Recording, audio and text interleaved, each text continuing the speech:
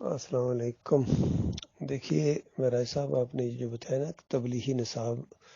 زکریا صاحب نے دیباچے میں لکھا، دو باتیں بڑی اہم ہیں اس کے اندر۔ ایک تو یہ ہے کہ کہتے ہیں کہ میرے مالج نے مجھے منع کر دیا تھا کہ دماغی کام نہیں کرنا ہے۔ اب خود سوچئے کیا ان کو پرابلم ہوگی جو حکیم نے ان کو بتایا، مالج نے بتایا کہ دیکھنا دماغی کام نہیں کرنا ہے۔ تو کہتے ہیں میں پریشان ہو گیا کہ اب کیا کروں یہ ان دنوں کے اندر جو فرق کیا کہوں۔ پھر کہتے ہیں میرے ذہن میں آیا کہ چلو ایک تبلیغی نصاب لکھتا ہوں۔ تو یعنی سب سے بڑا دماغی کام اس نے کیا۔ اور پھر اسی دیباچے کے اندر لکھا ہوا ہے کہ یہ وہ چیزیں، یہ وہ واقعات ایسے نہیں ہے کہ ایک دفعہ پڑھ کے چھوڑ دو، بلکہ بار بار پڑھو تاکہ عقیدہ تمہارا مضبوط رہے۔ تو خود انہوں نے عقیدے کا مسئلہ بنایا ہے اس کو، تو بار بار پڑھو یہ قصے کہانیاں تاکہ آپ کا یہ مشرکانہ عقیدہ مضبوط رہے۔ آپ لوگوں کو شاید یہ بات معلوم نہ ہو کہ جب پہلی جلد محمد حنیف صاحب نے لکھی تو ان کو کافی وہ پیٹ میں آنتوں میں پرابلم ہو گیا تھا، جس میں ان کا آپریشن بھی ہوا تھا اور بالکل مرتے مرتے بچے تھے۔ تو ڈاکٹروں نے مشورہ دیا تھا، وہاں ایک ڈاکٹروں کا پورا پینل ہے کراچی میں، ڈاکٹروں نے مشورہ دیا کہ نہیں صاحب اب آپ یہ لکھنے کا کام چھوڑ دیں، کیونکہ یہ آپ بیٹھ کے لکھتے ہیں تو اس میں آپ کی آنتوں کے اندر کوئی پرابلم پیش آتی ہے پیٹ کے اندر، تو آپ اس قابل نہیں ہیں کہ اب آپ بیٹھ کے لکھ سکیں۔ تو بجائے اس کے کہ ڈاکٹروں کی بات مانتے، محمد حنیف صاحب نے کھڑے ہو کے لکھنا شروع کر دیا،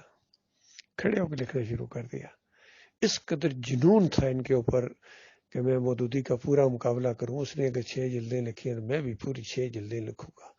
کوئی تاریخ میں اپنا نام چھوڑ کے جاؤں۔ تو یہ معاملہ انہوں نے کیا۔ پھر دیکھیے جب ان کے شرک کی نشاندہی کی ہے تو 5 سال میرے خیال میں یہ تفسیر رکی رہی ہے، کیونکہ جب یہ بالکل اس وقت پرنٹنگ پریس میں جانے والی تھی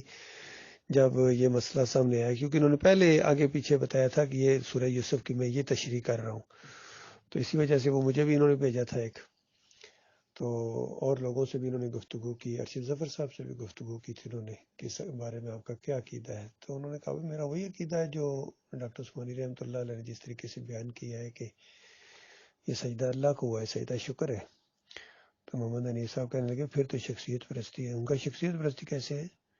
یعنی جو صحیح تفسیر ڈاکٹر عثمانی رحمۃ اللہ نے کی ہے وہ ماننا شخصیت پرستی ہے؟ حالانکہ صحیح بات یہ ہے کہ محمد حنیف صاحب کی بات ماننا یہ شخصیت پرستی ہے،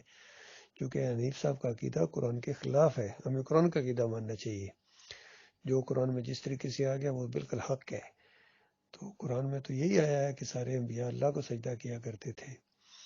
سورہ مریم 58 نمبر آیت اس کی نص ہے۔ اور پھر سورہ یوسف کا بھی مضمون اسی طریقے سے ہے کہ اس خاندان نے کتنی مصیبتیں اٹھائیں، صبر کی زندگی بسر کی، اور جب اللہ نے مشکلات کو ختم کیا اور خوشحالی کا دور لایا تو پورا خاندان اللہ کے سامنے شکر گزاری کے طور پر سجدے میں گر گئے۔ تو یہ سجدہ شکر تھا جو اللہ کو ہوا ہے۔ اسی وجہ سے ڈاکٹر عثمانی رحمۃ اللہ علیہ نے یہ فتویٰ دیا ہے کہ جن کا ایمان خراب ہوتا ہے وہ اس طرح تفسیر کرتے ہیں، کیونکہ پہلے ایمان خراب ہوتا ہے بندے کا، تب وہ اس طرح تفسیر کرتا ہے، اس کا دماغ ہی ادھر جاتا ہے، جس طرح کی اینک پہنی ہوئی ہو اسی طرح اس کو چیز نظر آتی ہے۔ یعنی ہم کہہ سکتے ہیں کہ جس نے سرخ اینک پہنی ہے اس کو ہر چیز سرخ نظر آئے گی جی، جس نے سبز اینک پہنی ہوئی ہے اس کو ہر چیز سبز نظر آئے گی جی۔ اسی طرح جس کے دماغ کے اندر شرک ہے، جس کے خون میں شرک ہے اور نظریات میں شرک ہے، اس کو اسی طرح نظر آئے گا کہ یہ سجدہ یوسف علیہ السلام کو ہوا تھا۔ واقعی ان کو نظر آتا ہے اسی طریقے سے، چونکہ دماغ میں شرک ہے، اور ہمیں بالکل اسی طریقے سے نظر آتا ہے کہ پوری طرح یہ سجدہ اللہ کو ہوا ہے، پورے خاندان نے اللہ کو سجدہ کیا ہے، سجدہ شکر تھا، موقع بھی تھا، اور پورے قرآن کا مضمون بھی ہے، پورے انبیاء کی دعوت یہی ہے۔ اور اگر یوسف علیہ السلام کو سجدہ مانا جائے تو پورے جو دین اسلام کا ایک مزاج ہے، پھر قرآن کی جو دعوت ہے، دعوت القرآن یہ ہے کہ اللہ کو سجدہ ہے، تو نبیوں کی دعوت اس کے ساتھ یہ چیز ٹکراتی ہے، بالکل میل نہیں کھاتی ہے۔ تو اسی وجہ سے جو ہے نا محمد حنیف صاحب نے اس کو اس کے اندر ڈال کے، چونکہ عقیدہ ان کا خراب تھا، تو یہ 5 سال ان کو موقع ملا تھا، ہر اینگل سے یہ چیز ان کو سمجھائی جا رہی تھی، بتائی جائے، لیکن یہ ضد میں آگے بغیم بینہم، یہ جو قرآن کے اندر آیا، ان مولویوں نے جو دین کو بگاڑا یہود و نصارہ کے آپس میں ضد کی وجہ سے، علم آنے کے بعد تو یقین کیجیے تھوڑی سی حیرانگی ضرور ہوتی تھی کہ یہ کیا معاملہ ہے، علماء تھے، یہ ضد کی وجہ سے انہوں نے آخرت اپنی برباد کر دی، اتنی زبردست قسم کی جنت کی پرواہ نہیں کی، اتنا خوفناک جہنم انہوں نے لینا قبول کر لیا آپس میں ضد کی وجہ سے۔ تو لیکن جب یہ ان کا ماحول دیکھا نا، محمد حنیف کا، سعید احمد کا، انیس الدین کا، یعقوب علی کا، فیاض محمود باجوہ کا، قاری خلیل الرحمان کا، حکیم رمضان کا، یہ جو انداز دیکھا، یہ ضد بازیاں تھیں ان کی، یقین کیجیے آپس میں ضد کی وجہ سے کٹے لڑے آپس میں اور عوام کو برباد کر دیا۔ بالکل اسی طریقے سے جس طرح دنیاوی لحاظ سے یہ اوپر والے لڑ رہے ہیں آپس میں، عمران خان، شہباز، نواز شریف اور یہ سارے آپس میں لڑ رہے ہیں، اور نیچے عوام برباد ہو رہی ہے، عوام کی کوئی نہیں سن رہا، وہ آپس میں کٹے لڑ رہے ہیں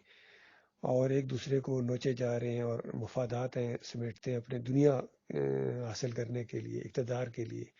بالکل یہی معاملہ ان کا ہے کہ محمد حنیف اپنے اقتدار کی وجہ سے کہ اب اگر میں چھوڑوں گا اس طریقے سے تو لوگ کیا کہیں گے سارے، اور پھر جو دوسرے ہیں وہ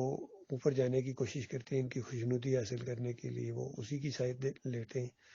ان کو ہوش نہیں ہے کہ اللہ کے سامنے جانا ہے، کل قیامت کے دن فیصلہ ہونا ہے، جنت بھی ہے جہنم بھی ہے۔ ہمیں تو یقین کیجیے بالکل یہی چیز میرے سامنے تھی کہ دیکھو ایک طرف یہ ہے کہ یہ لوگ جو ہے نا یہ بھیڑیے کی طرح پڑیں گے، اور دوسری طرف یہ تھا کہ اگر میں نہ بولا تو کل قیامت کے بعد یعنی اللہ کے سامنے جب جاؤں گا تو مالک جب پوچھے گا تو میں برباد ہو جاؤں گا وہاں، یہ تو نہیں بچا سکیں گے۔ صرف اس وجہ سے میں کھڑا ہوا ہوں اس ارادے اور عزم کے ساتھ، اور یہ اور بات ہے کہ اللہ تعالیٰ نے اس کے بعد اور زیادہ مضبوط کیا، اور زیادہ مضبوط ساتھی بھی دیے، اور زیادہ دلائل دیے اللہ تعالیٰ نے، زیادہ دلائل ملے ہیں، پہلے سے زیادہ دلائل ہیں کہ یہ سجدہ اللہ کو ہوا ہے۔ تو یہ ساری کہانی ہے بھائی ان کی۔